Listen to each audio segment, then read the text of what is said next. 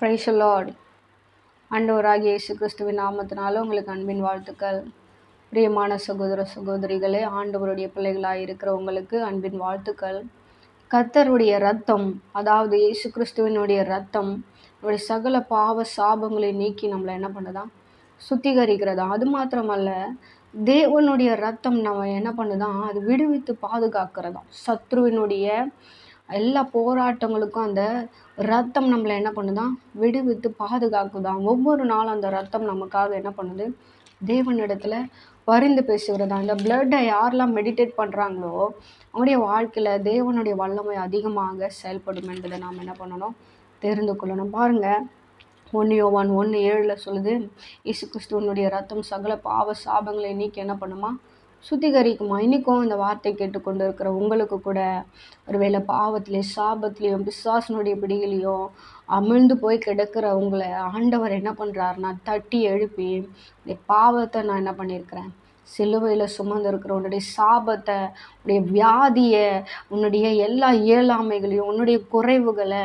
உன்னுடைய கடன் பிரச்சனைகளை, மனுஷர்களுக்கு முன்பதாக நீ தலை குனிந்து இருக்கிற அந்த காரியங்களை எல்லாம் நான் என்ன பண்ணியிருக்கிறேன், சிலுவையில் நான் ஜெயித்து முடித்திருக்கிறேன். நான் என்ன பண்ணுவேன், நான் உன்னை வாழ வைக்க வந்த இயேசுவா இருக்கிறபடினால நீ என்ன பண்ணாத, சோர்ந்து போகாத.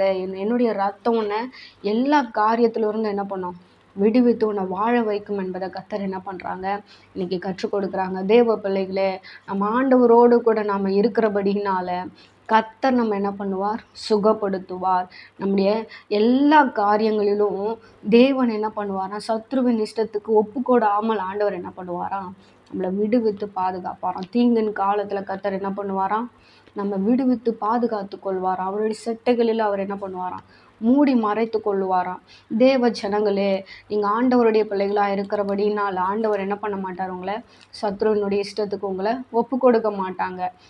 கர்த்தருக்காக நீங்கள் இருக்கும்போது, கர்த்தருடைய ஆளுகைக்குள்ளாக இருக்கும்போது, நீங்கள் அனுதினமும் ஜெபிக்கும் போது, வேதம் வாசிக்கும் போது, ஆண்டவருடைய ஆளுகைக்குள்ளாக நீங்கள் இருக்கும்போது நீங்கள் என்ன பண்ண மாட்டீங்க, சத்ருவினுடைய இஷ்டத்துக்கு ஒப்பு கொடுக்க மாட்டீங்க.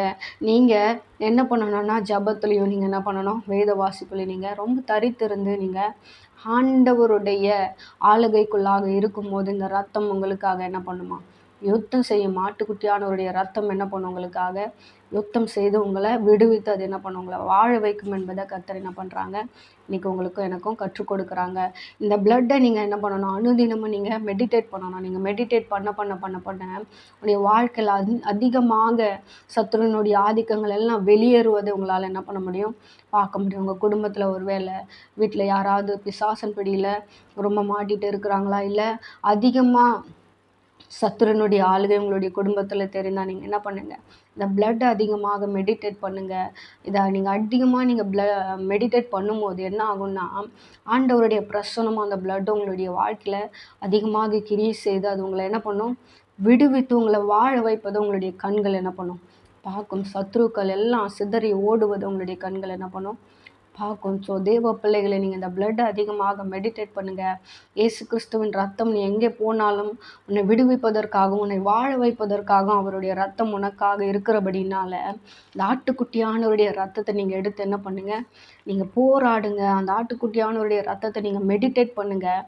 கர்த்தர் உங்களுடைய வாழ்க்கையில் பெரிய காரியங்களை செய்வதை என்ன பண்ண முடியும், உங்களால் பார்க்க முடியும். வெளிப்படுத்துதலில் நம்ம வாசிக்கிறோம், ஆட்டுக்குட்டியானவருடைய ரத்தத்தினாலேயும் சாட்சியின் வசனத்தினாலேயும் என்ன பண்ணாங்களாம், அவங்க ஜெயித்தாங்களாம். அப்போ வேதத்தில் இருக்கிற வார்த்தைகளை வைத்துக்கொண்டு ஆண்டவருடைய பிளட்டை வச்சு நம்ம என்ன பண்ணணும், அனுதினமும் நாம் எடுத்து என்ன பண்ணணும், சத்துருக்களை ஜெயிக்க வேண்டும் என்று சொல்லி கர்த்தர் என்ன பண்ணுறாங்க, இன்றைக்கி நமக்கு கற்றுக் கொடுக்குறாங்க. இன்றைக்கி நீங்கள் இந்த பிளட்டை அதிகமாக மெடிடேட் பண்ணுங்கள். வரும் நாட்களில் மெடிடேட் பண்ணுங்கள். கர்த்தருடைய வாழ்க்கையில் பெரிய காரியங்களை செய்து உங்களை ஆசீர்வதித்து ஆண்டவர் உங்களை கனப்படுத்துவாராக. Thank you. God bless you.